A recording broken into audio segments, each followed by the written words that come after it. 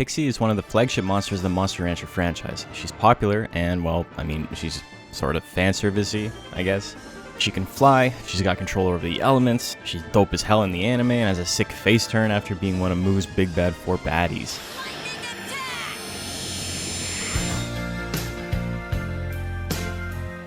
In Monster Rancher 1, she was undoubtedly one of the most overpowered monsters the franchise would ever see. But what's the story of Monster Rancher 2? Pixie's the first card in the pack, so it only makes sense to start with her. Let's find out how good was Pixie, actually.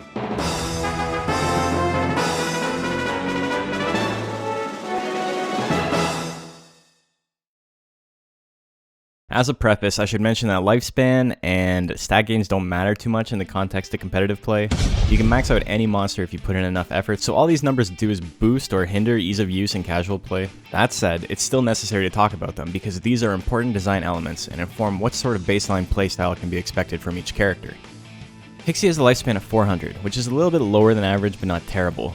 She's Monster Rancher's archetypal intelligence-based glass cannon. She has no real way to tank hits when played casually and focuses on hitting hard and fast while dodging everything the opponent sends her way.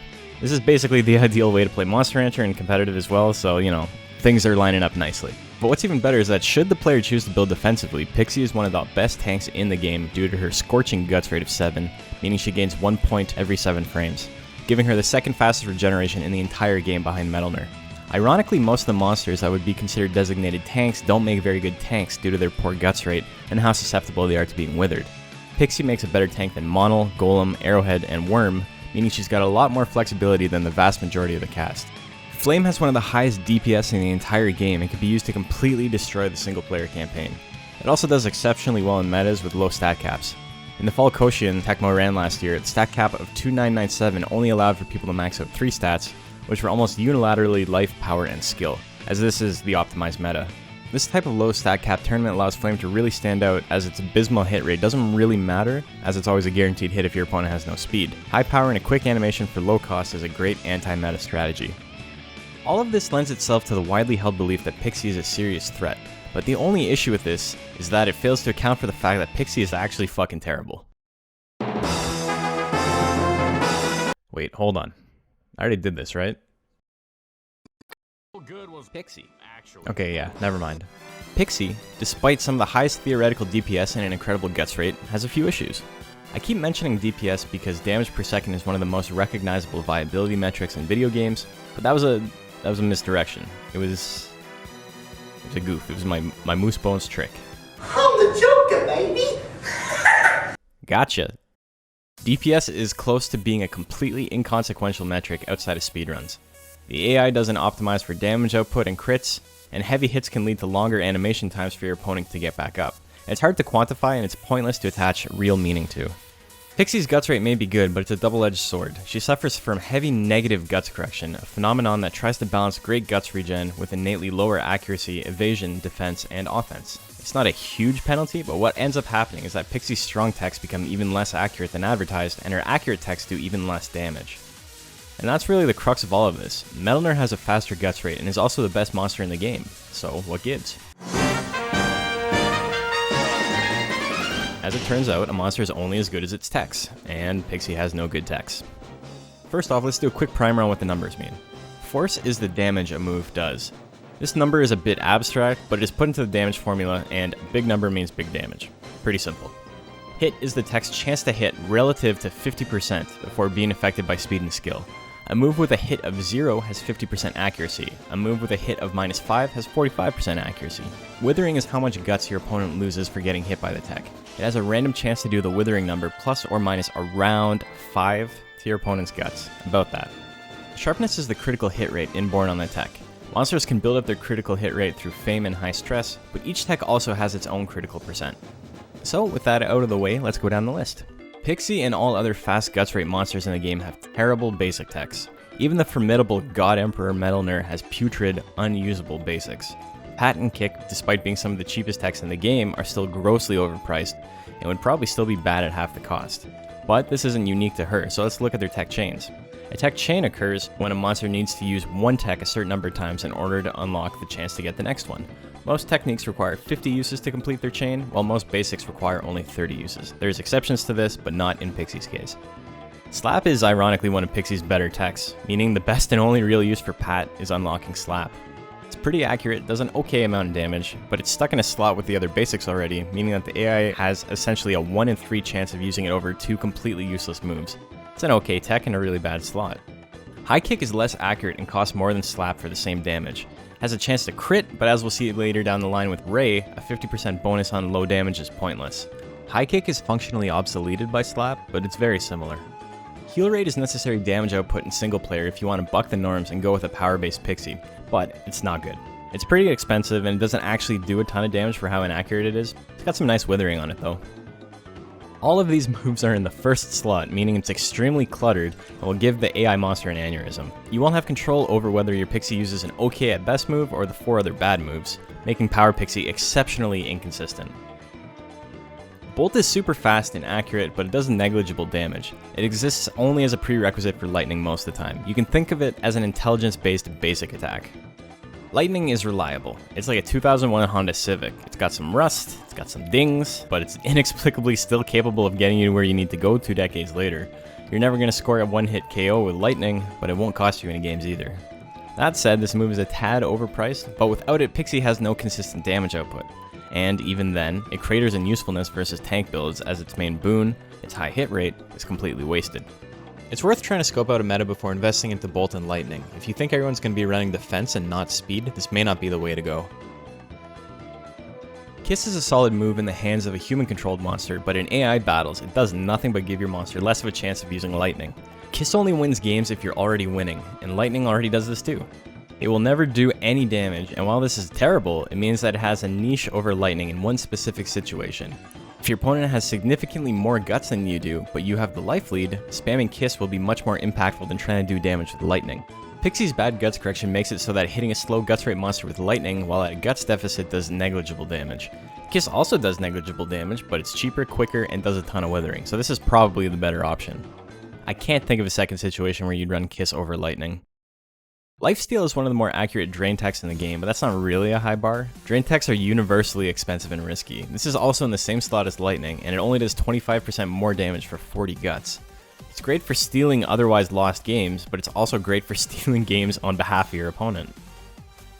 Okay, so all recovery techs in the game are bad, but holy shit, refreshment is just like especially bad.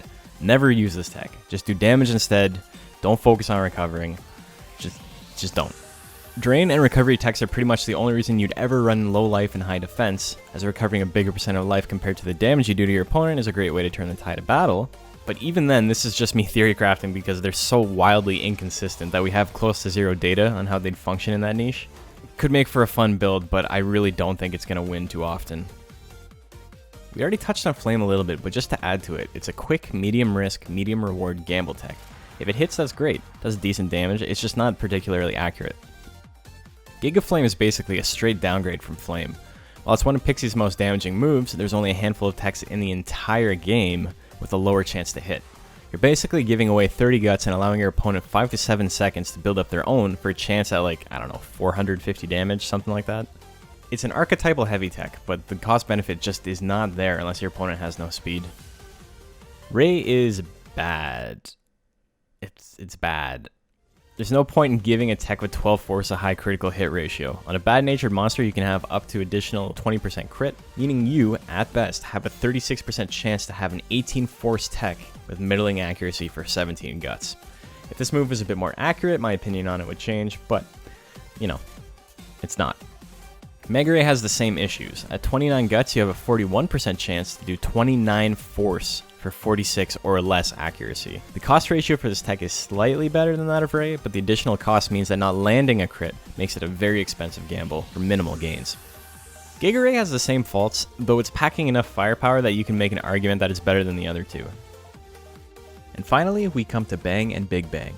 Despite Kitty putting the fear of God into anyone foolish enough to enter the New Year's Cup too early, Bang actually doesn't really do a lot of damage. It's about the same force as Tiger's Stab, which is one of the better moves in the game, mind you, but it has 10% less chance to hit and to score a critical, and those downsides make Bang significantly less reliable than Stab for no real reason. Tiger's got a high guts rate too, so I'm not really sure where this discrepancy comes from. And Big Bang, Pixie's giant nuke, is very close numerically in all aspects to Golem's Brow Smash, which, while a bit overpowered, only costs about 60% of what Big Bang does. The conventional wisdom may be that 46 guts on Pixie can be gained in about the same time as 28 guts can be gained on Golem, and it's my belief that this is kind of how they decided costs for a lot of techs in the game. But once you factor in guts correction and all the other stuff, it paints a picture that Brow Smash is a risky, exciting option when used, whereas Big Bang is usually just a mistake. But wait, Pixie has a bunch of crossover techs. That's cool. Are they any good? Oh god, okay. Pixie's 1-2 punch has the exact same stats as Hair's 1-2 punch, but it costs 50% more to make up for the much faster guts rate that Lepus has. But Lepus doesn't have the same great guts correction that Hair does, and the animation takes 2 full seconds more than Hair's. Animation time is important because your opponent builds guts during the animation, but you don't. So quick animations are always better unless your goal is to run down the clock. Oh, also, kind of important. You can't actually acquire this tech. You will never get this. There's an error in the code, and so if you're itching to play a Power Pixie with 1-2 punch because you have brain hemorrhoids or you're like missing your entire prefrontal cortex or something, you've got to play on the hard mode mod. We're going to talk about that one a little bit later. Phantom Claw does 33% more damage than 1-2 punch for 66% additional cost. While this makes the move pretty bad numerically, Pixie has the guts rate to absorb the cost and would prefer higher damage output, all things considered. Kitten has one of the worst guts rates of all Pixies, but you're going to want to use it if you're going for a power-based Pixie, as this is her bread and butter damage output. Pixie's Death Final is a straight downgrade to Joker's Death Final, which is already particularly risky. The big issue with Death Final for both Lilim and Joker is that if by some miracle it actually hits, it's not usually enough to straight up kill in one hit.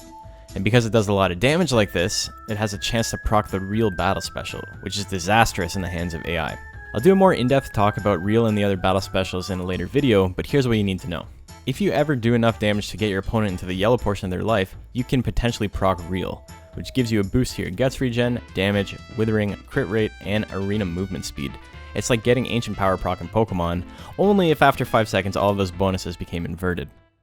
When Real wears off, your guts rate plummets, you take double damage and withering, and your arena movement speed grinds to a crawl. Your monster is a sitting duck and will almost always inevitably get blown up and lose immediately.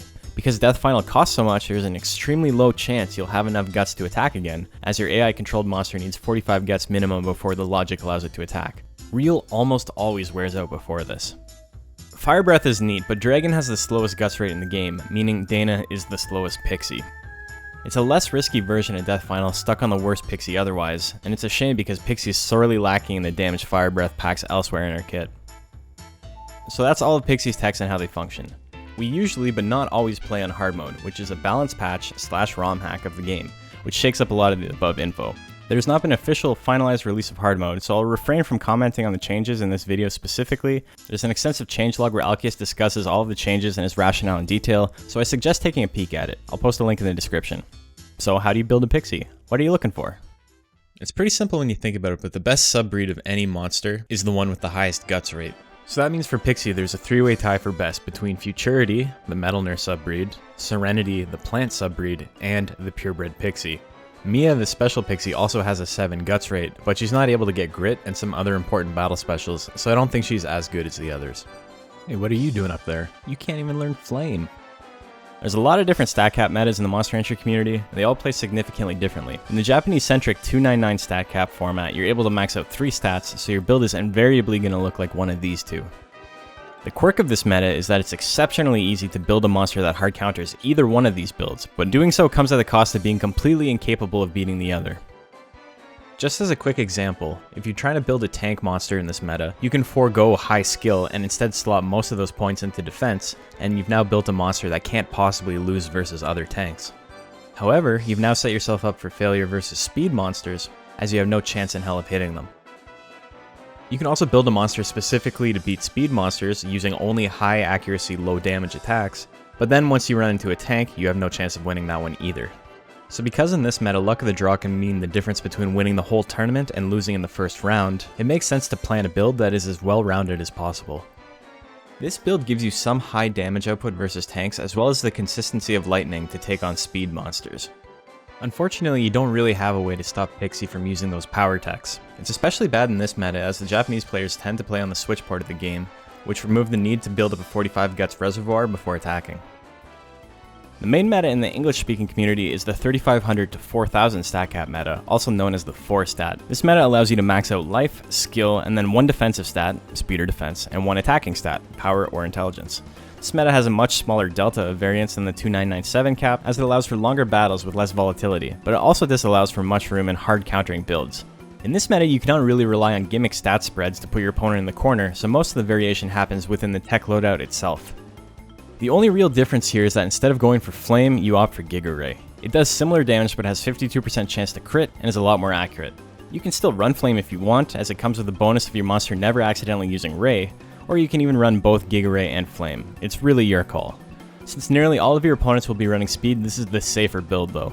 Bang is still your big damage versus tanks, but it serves a secondary purpose of giving Pixie something to spend all of its guts on, locking it out of pat and kick for at least a few seconds. Bang is inaccurate and honestly not great, but 10 times out of 10 I'd prefer my Pixie to risk it on Bang instead of using the basics. And for Power Pixie, the build is the same in both metas. You either pick Kitty with Phantom Claw along with Slap, High Kick, and Heal Raid, or Lilim with Death Final and Slap and High Kick. Both of these builds give you a risky kill move and an accurate move to pin down speed monsters. So there you have it. From anime powerhouse to wet paper bag, Pixie's card isn't lying when it says she's not very powerful. I think this was supposed to be a comment on her literally having bad power gains, but it was more accurate than Tecmo probably intended it to be. The system and mechanics in place for battles within Monster Rancher 2 mean that any true balance is nearly impossible without making the outcome of the given matchup completely random. It's an incredibly complex web of various formulas, and they unfortunately all add up to leave Pixie in the dust. Don't like what I have to say about Pixie? Prove me wrong. The second season of the Monster Rancher Battle League is just around the corner. The MRBL is a 6-month league format tournament where every week your monster fights for a chance to move up the ranks. Each new rank allows for cool bonuses and lessen restrictions to boost your monster's power. You can find a small playlist I made of a few sample matches from the playoffs of last season on my channel, and I was originally going to upload all of them, but honestly it was just a huge time sink. I'll probably upload every day of Season 2 though. I'm excited to see all of your undoubtedly powerful and extremely not bad Pixies. Thank you guys once again for watching another one of these videos. They're super fun to put together. If you want to catch me live, I stream every Sunday, Monday, and Wednesday at twitch.tv/moosebones, and I hope to see you guys there.